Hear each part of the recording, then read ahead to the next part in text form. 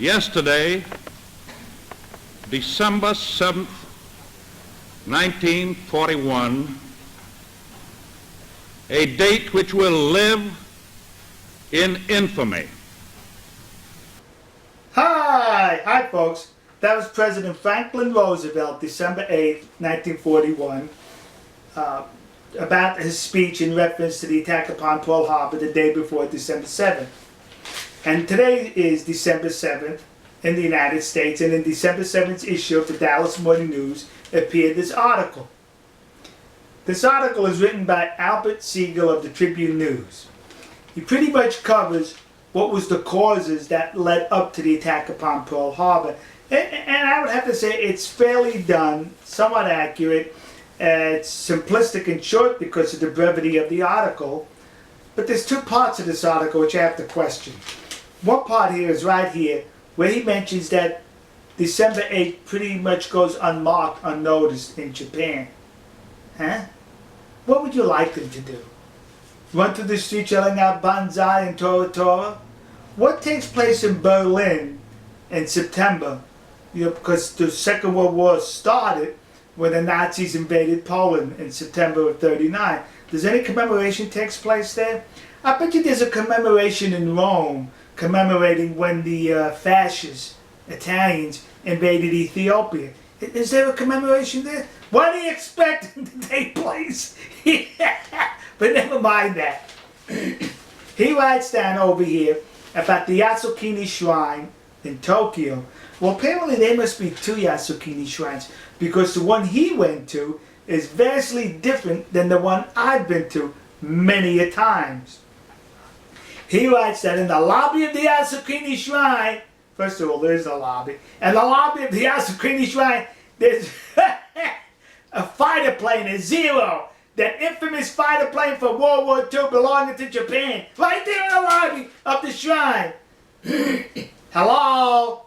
There's no shrine to the, excuse me, there's no lobby to the shrine, the Yasukuni Shrine. You stand in front of the shrine, you do your praying, you pay your respects. If you want to go inside with a Shinto priest, you go into the visitor center to the right, and then the Shinto priest accompanies you inside and leads you in a prayer.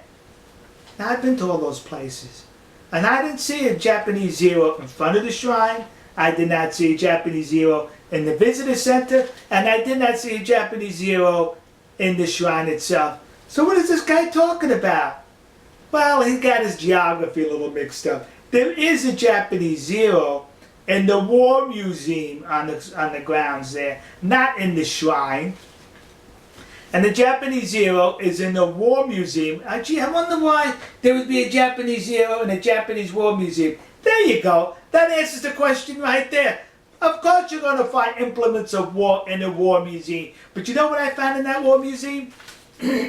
When you go inside of it, there's the theater, and the theater outlines in the movie Japanese military history. And it ends pretty much with the end of the Second World War. And it shows American soldiers, the occupiers, occupying Japan. You know what they're showing the American soldiers doing? Passing out candy to Japanese children. Let's be a little more accurate in our description of what we write. And remember,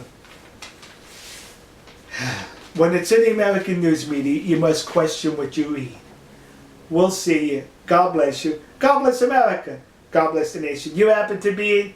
And God bless our good friends and trusted allies in the land of the rising sun, Nihon, Japan. See ya.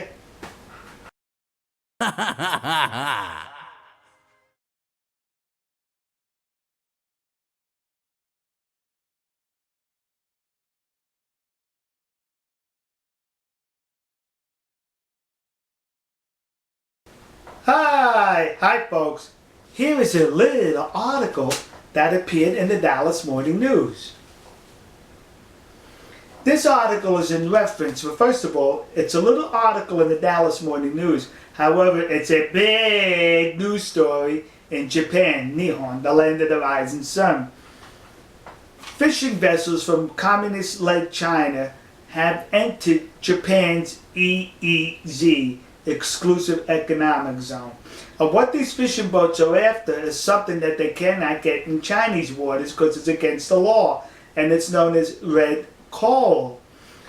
But when these vessels here extract red coral, they really ruin the coral beds.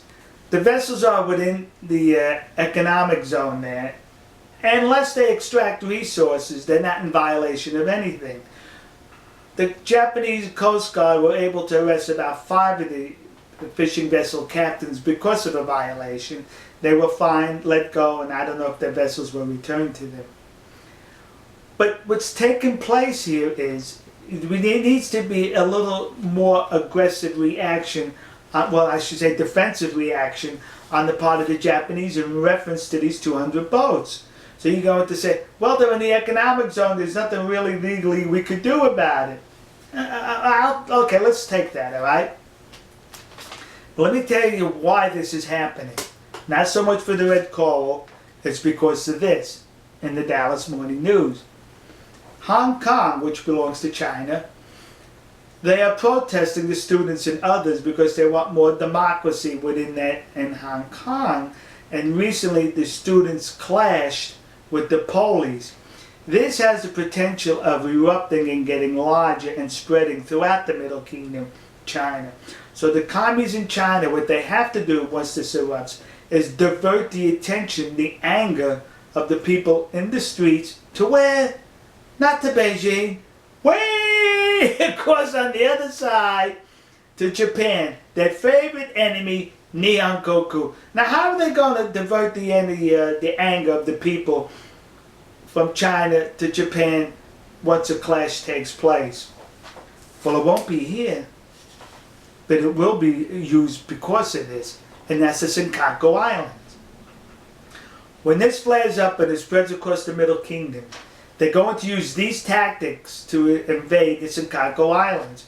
They're not going to use Chinese military vessels as the first line of the invasion. They're going to use the fishing boats. And they've already monitored Japan's reaction, military communications. They know what to expect based upon this. This is pure subterfuge which has taken place for the red coral. Oh, it's economic. They want the red coral, but they got the blessings of the communists because now the communist military is able to monitor Japan's reaction for when this blows up and when they send those fishing vessels into the Senkaku, which will have military personnel on board. See? Very simple, kids.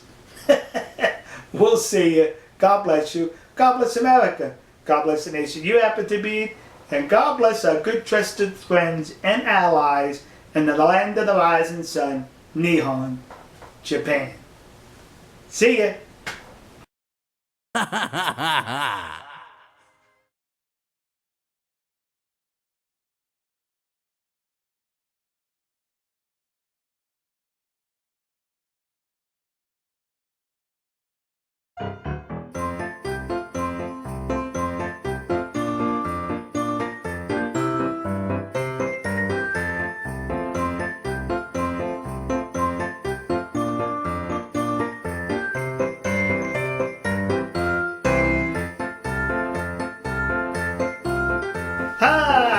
Hi folks, my sweetheart, Melissa the Magnificent, the one who's the team leader of the Cold Coward Guardians, those clowns in Japan from Sea Shepherd.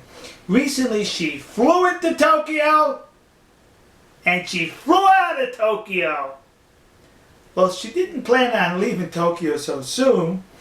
She was arrested, well not arrested, she was detained by the authorities and thrown out. And here's what she did. She arrived in Narita Airport, Tokyo, wearing a Sea Shepherd jacket with the emblem, basically bragging to everybody, that's me, Sea Shepherd, and my self-righteous indignation to the people of the nation of Japan, and you can't do anything about me being here, because I didn't break the law. Well, the authorities recognized her, yanked her out of the line, interrogated her, kept her for 9 hours, put her on the next flight out of Tokyo, threw her out of Japan.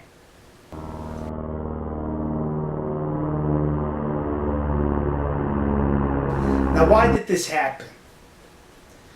It happened because last year, when she was the team leader in Taiji, with an inflammatory commentary on the videos and the live stream and the photographs and the faceless book page. It caught the attention of the stupid American ambassador Caroline Kennedy in Japan, and she tweeted something critical of Japan's activities with the dolphins. Well, the minions were happy all over the world. See, we got the ambassador involved. Now it should wake up the government that it could create a rift between the United States because of what they're doing there. But you know something? It did shake up the well, not shake up, but it did bring the attention of the Japanese government. Yes, but instead of curtailing the activities in Taiji, they're curtailing Sea Shepherd's activities. Quite evident when they refused Flea Face to come into Japan, and now by throwing out Melissa the Magnificent, my sweetheart. The last thing the nation of Japan wants is a rift between the United States and Japan. Whatever causes that rift, it happens to be domestically within their country, they would do their best to neutralize that rift. And Melissa was at the essence of that rift, so she was neutralized by being thrown out. Why would she wear that jacket, drawing attention to herself? It cost close to $2,000, that airfare.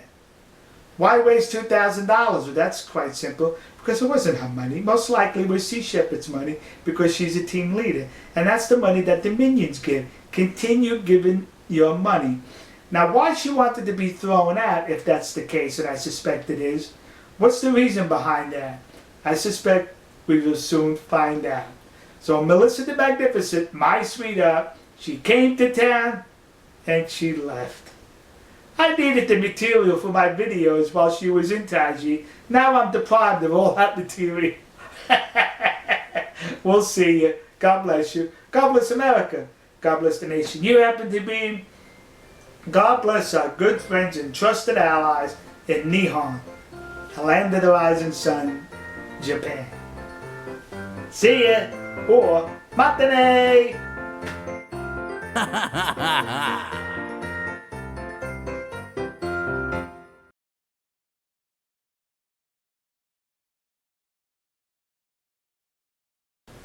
Hi folks. Here's an article that appeared in today's Dallas Morning News, right on the front page, kids. And here it is. Here's that actual article. See, according to the Dallas Morning News, the wealth gap in these here United States of America is purely because of race. Yeah, it has nothing to do with behavior. Purely according to race, according to this article. What they go on further quoting research by the Pew Research Center. And it shows that blacks, their incomes are lower than those Caucasians in these United States of America.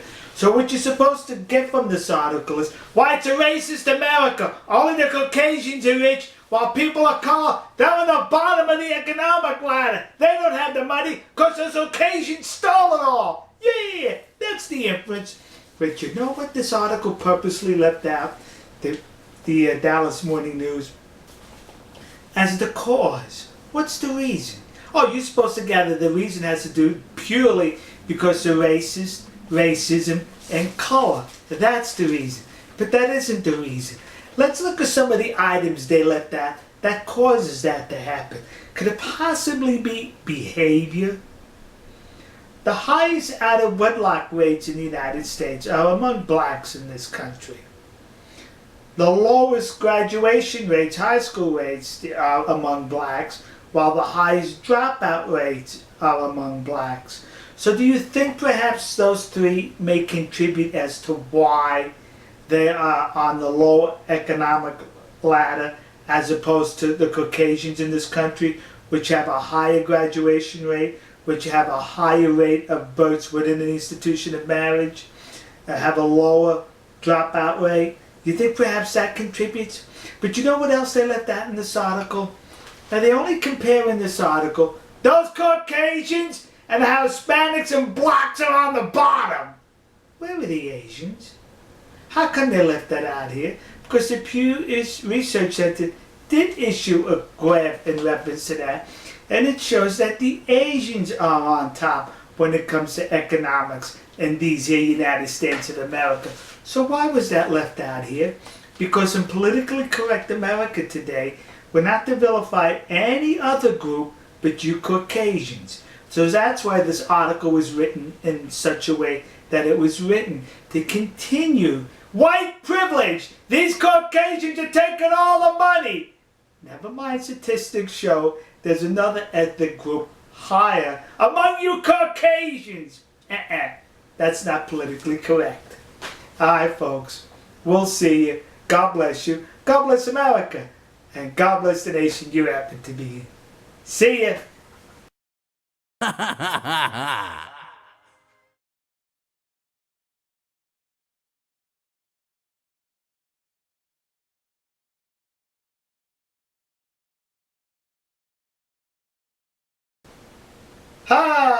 Hi folks. Welcome to another series of Why I Love Japan. I'm on the Dotonbori Bridge in Osaka in the Dotonbori area. And a couple comes walking by and the young lady's wearing a shirt that has an American flag on the back. So I stopped and asked may I take a photograph, and they consented. So I took a photograph of the back, and when they turned around, sure enough, there was the American flag again on the front of her shirt. Now, that is not a rare occurrence in Japan. Go into a clothing store and you'll most likely see what I saw. Look at all these shirts there with some American flags or something America related on there.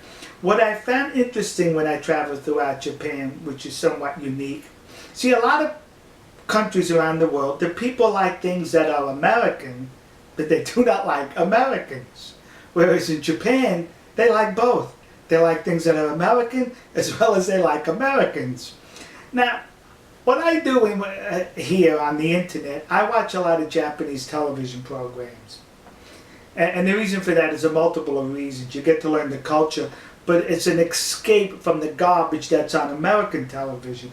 American television, as you know, is full of debauchery and perversion, and it debases our culture, and it's anti-Christian, anti-religion, and almost all forms. So it's really a disgusting form of entertainment is to watch a lot of these TV shows on American TV, and I escape by watching Japanese television programs. And I want that Japanese programs, maybe they do the same thing. I don't know. I haven't seen them so far. And I've watched a lot of Japanese television programs where they encourage their culture. They nourish their culture, and there's no fear of religion. A simple example is this. On almost the various TV programs that I've watched, the Japanese programs, when they casually are in their homes and they're about to have dinner, they all do a takadakimasu. That's basically giving thanks for the food that they have. It's a simplistic interpretation. Almost all the time, whenever they enter the home, no matter what the program is, no matter what the situation, somebody always says, Tadaima, I'm home, I'm back, something to that effect. A lot of the cultural norms transcend in their programs. In other words, it's not in the front of their culture, they embrace their culture, which is different than here in America. We're getting back to the American flags. Once a program was one called The Battery. A middle school student into baseball, and his younger brother in one scene is wearing this shirt. See, American flag of these United States of America. On another program called Producing the Boto, I hope I said that correctly, and then episode 10, around Christmas time, they're celebrating Christmas, exchanging gifts. But look on the right side of the screen, what do you see there? Red, white, and blue, and the stars. Patriotic America. That's another program embracing what's America subtly in the background. What's interesting about this show also is it was another indication on how they do not fear religion in Japan. In early episodes on this program, one of the gentlemen, he's seen doing this rather quick, which is the sign of the cross. What's peculiar about that is Catholicism in Japan is less than 1% of the population. Now getting back to episode 10, around Christmas time, they were playing, there's some talking going on, and in the background they have Christmas music playing. Listen to the Christmas music, and the Christmas music is Silent Night. Now look even further and behind the couple there on the window, it reads Merry Christmas. Yes, it's backwards because it's facing right side on an opposite window. Now folks, what's peculiar about Merry Christmas and Silent Night on a television show? In this 21st century in America, have you seen that here? If they're going to do a Christmas scene here, it's going to read Season's Greetings, and the music will be something like Deck the Halls with lots of holly. You won't hear Silent Night or see Merry Christmas on most TV shows in this century in the United States, but in Japan, no fear of religion whatsoever. That's why I love Japan.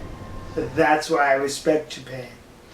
And speaking about religion, the Torii is the symbol of the Shinto religion in Japan.